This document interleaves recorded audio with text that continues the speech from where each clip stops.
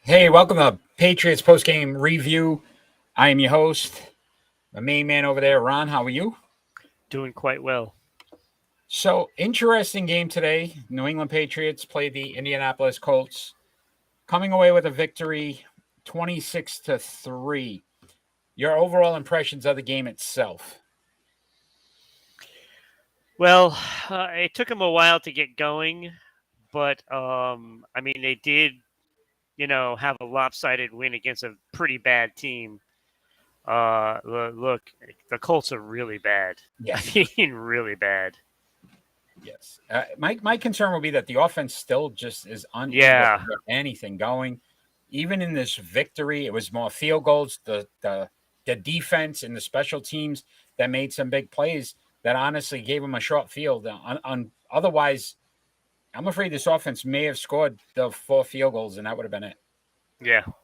Yeah, I agree with that.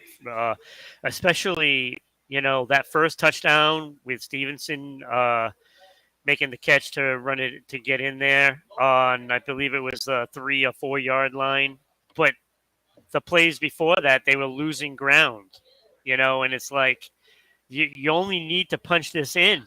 Like, why can you not get it in? And if it wasn't for Stevenson getting open there, I mean, he's the offense, to be honest with you.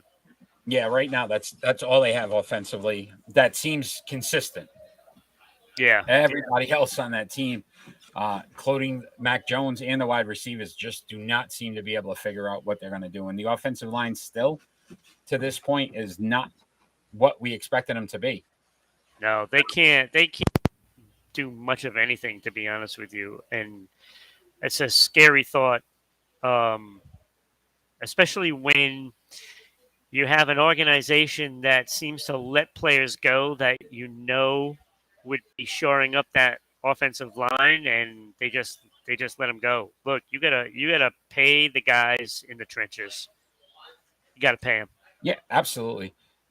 So let's talk a little bit about the numbers. So the Patriots 203 yards versus the Indianapolis Colts 121 yards.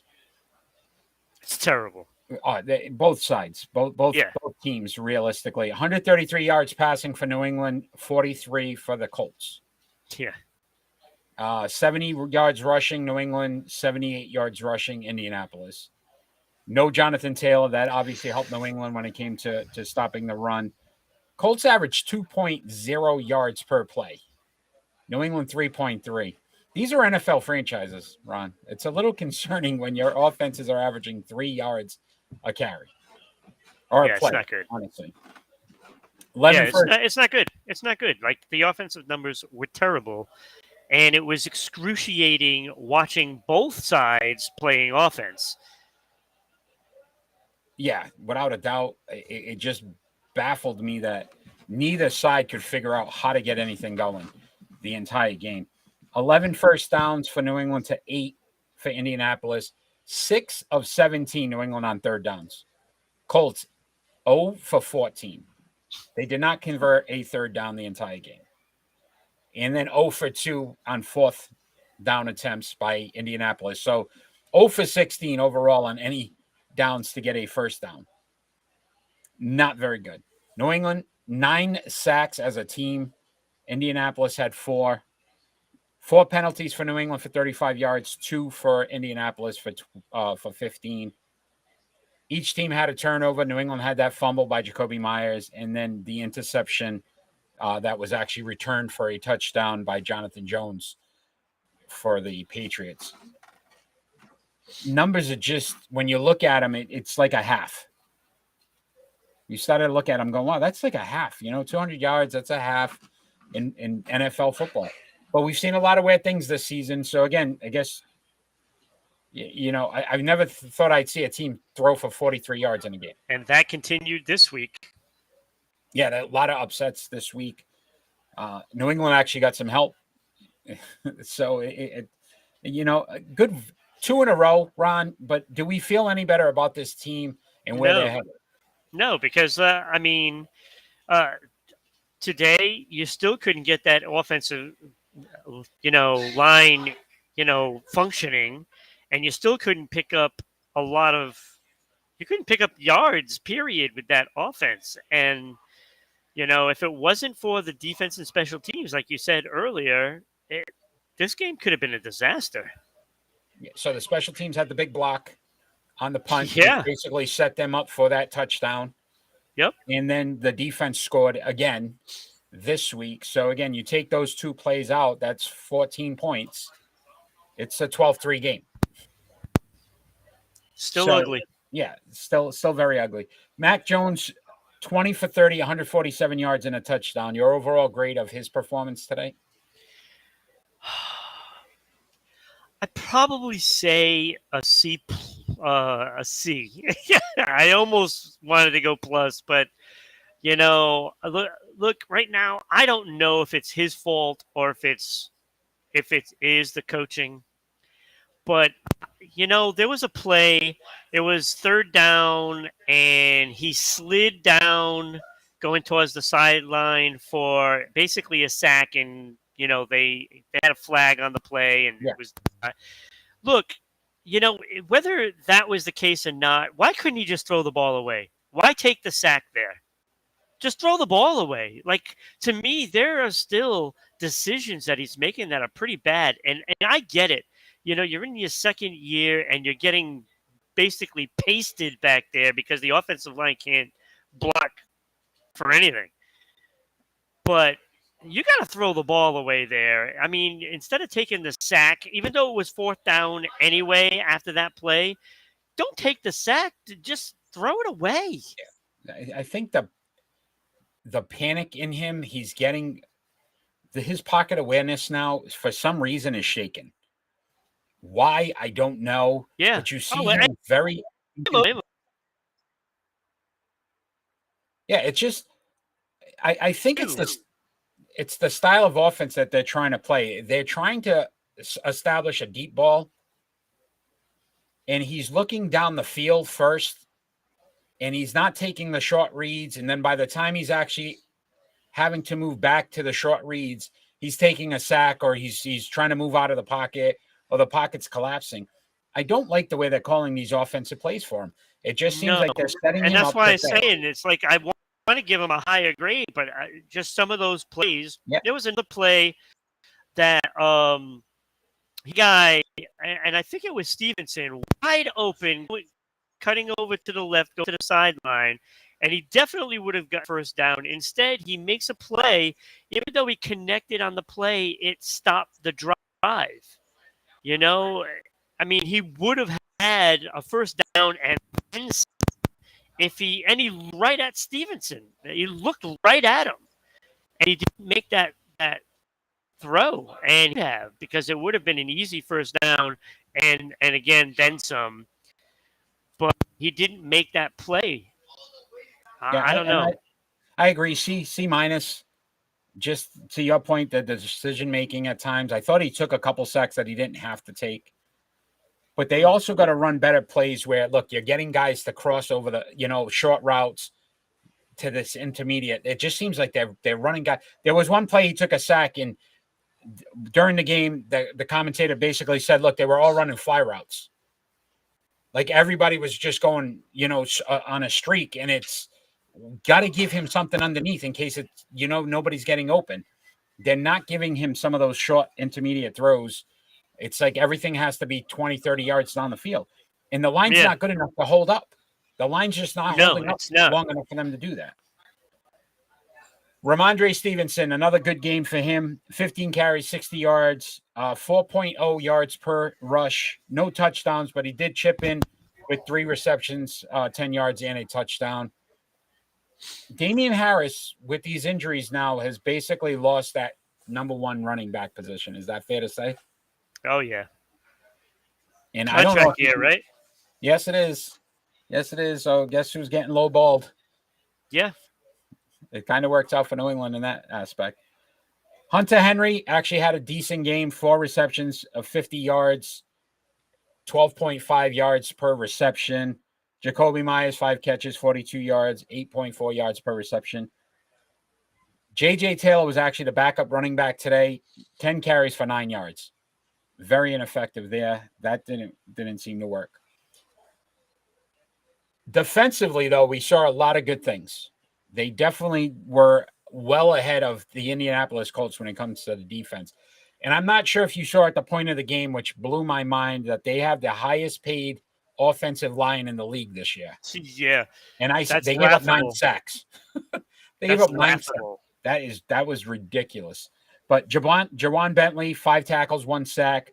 Josh Uche, 5 tackles, 3 sacks. Matthew Judon, 4 tackles and 3 sacks. A lot of good things when we talk about that front 7. Is Matthew Judon, so again, leading the league. I think we sparked Matthew Judon, Ron, when we had our triple play and we both cut him because the man looked like Lawrence Taylor today. It was just, I you know. couldn't stop him. Is this sustainable for him, though? We saw this last season. I think he was like 12 and a half sacks going into like week 10 or 12, and then he just It's the Colts. It's the Colts. Right. They just look so much faster. Look, to play the Bills still. They got to play Miami again. Yeah. I mean, they got some tough games ahead of them. The Jets who just beat Buffalo. Again, no cakewalks. Nope. So it's going to be interesting. Special teams. Marcus Jones continues to take the reins as the punt returner, kick returner. 32-yard kick return, and he had 3 punt returns for 34 yards. But he's so close to breaking these. What a great draft New England had this year. We criticized Bill Belichick a lot. Cole Strange, maybe a reach in that first round, but you're starting to see him get better. But then Marcus Jones, the other Jones, who was the other Jones there?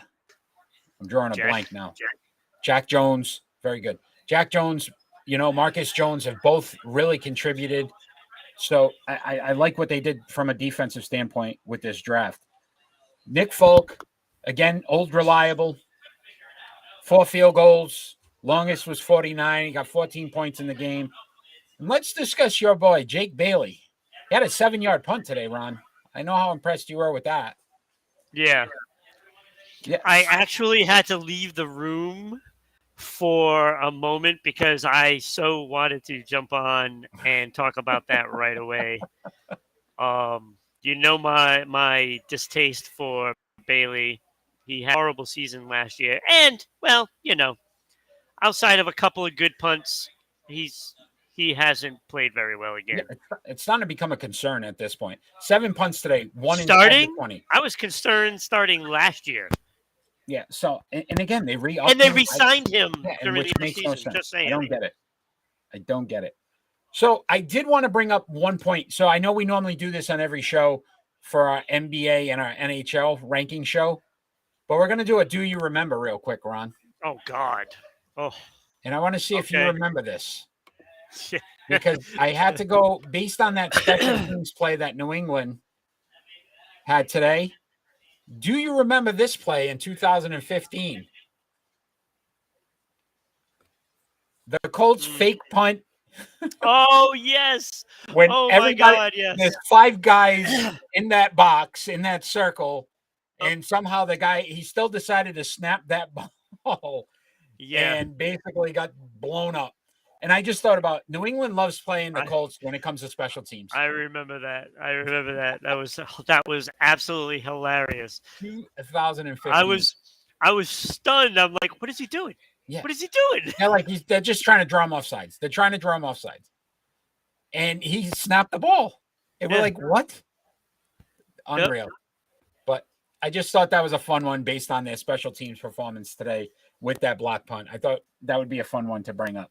So by next week, is this a get right week for them, New England? You think from an offensive standpoint, maybe some extra practices? They gotta get on the same page. And by they, I mean the coaches. Because I think the coaches have lost touch with the team, to be honest with you. I think this team is playing lost, to be honest. If this was a quality offensive team today they played, they lose this game. Yeah. There's no doubt in my mind. Yeah. They played such a deficient team that it made them look so much better than they actually were. Yeah. Yep. You're not getting 9 sacks every game. You're not getting turnovers for touchdowns every game. You're not getting a block punt every game. And You need frankly, to score offensively. If they would have played the Jets again this week, I think it would have been a different turnout.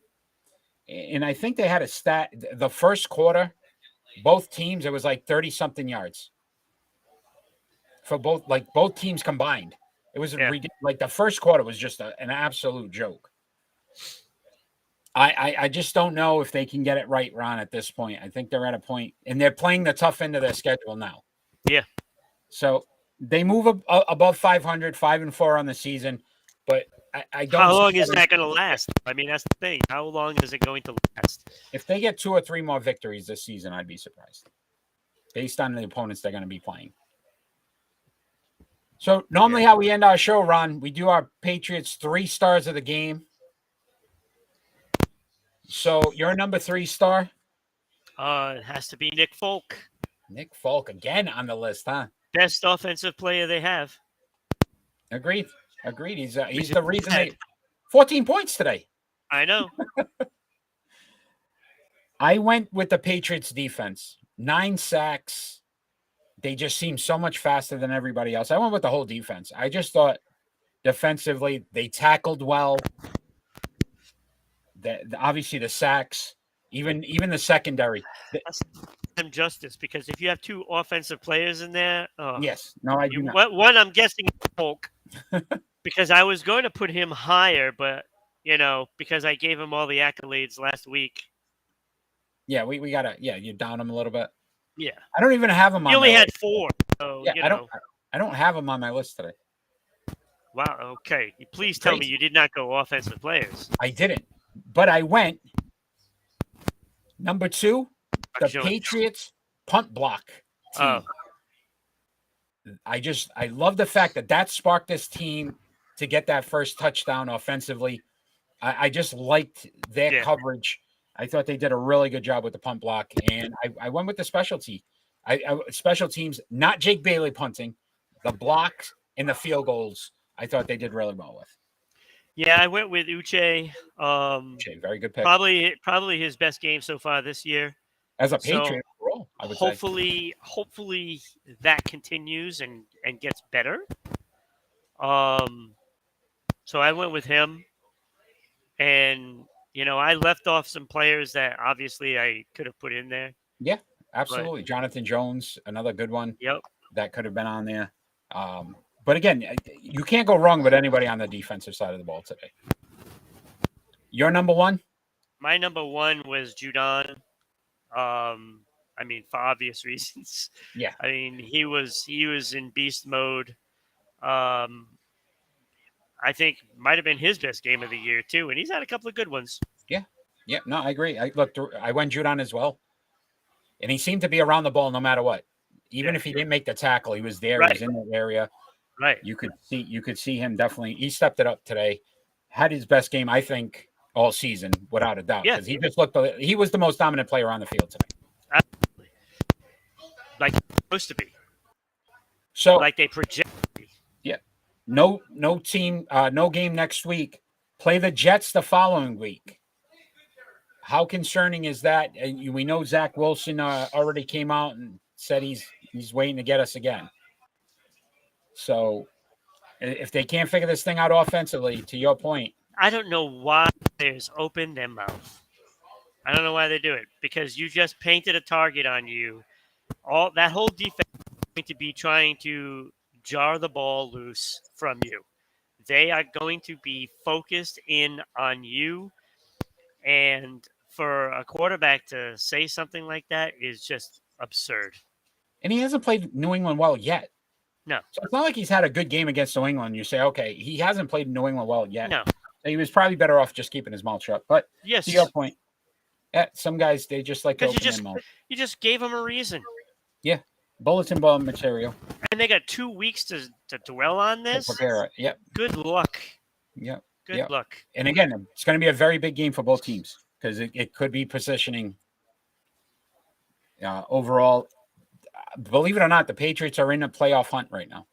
I know.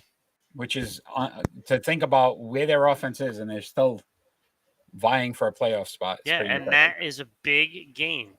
Yes, it'll That's be a big game. You have very- to win that because you have too many good quality teams that you have to play from here on out. Yeah. So you have to win that game. absolutely. So this has been Sports Unfolded Patriots post-game review. If you like what you're watching, check us out every Friday night, 6 p.m. on Rhode Island Broadcasting on Facebook, YouTube, Twitch, or Twitter. We go live 6 p.m. We cover all of the top sports stories that are going on for the week, and we already got a ton to cover. Boston Bruins, very big signing, I guess is what you want to call it. We'll have a conversation about that this Friday. We'll talk more about the Patriots as well, and maybe these offensive issues and any other stories that are going on in the sports world. We will cover this Friday night, 6 p.m. live. Check us out. Follow us on all our social media platforms. And then also, if you'd like to sponsor the show or donate, many different ways to do that. ri.media. No, ribroadcasting.media@gmail.com. Got it. For if you'd like to sponsor, if you'd like to donate stars or bits on Twitch or Facebook, make sure you do that as well. We're going to continue to do these. This Tuesday, NHL rankings. Ron, can't wait to see NFL rankings as It's going to well. be different. And then Wednesday, NBA rankings as well. So we got so much going on. So much. You know we're going to have to talk about Green Bay. Green Bay. I mean, losing to Detroit, huh? It is time to redo Green Bay Packers. It is time. Wait till you get our face-off next week or this Friday. Which quarterback is more likely to retire after this season, Tom Brady or Aaron Rodgers? One of us has to be argued for the other one. Whoa, that's going to be interesting. That is going to be a fun one. All right, my friend, I will see you. Thank you for your time today, and we'll see you on Tuesday. As we always ask for, just want peace in this world.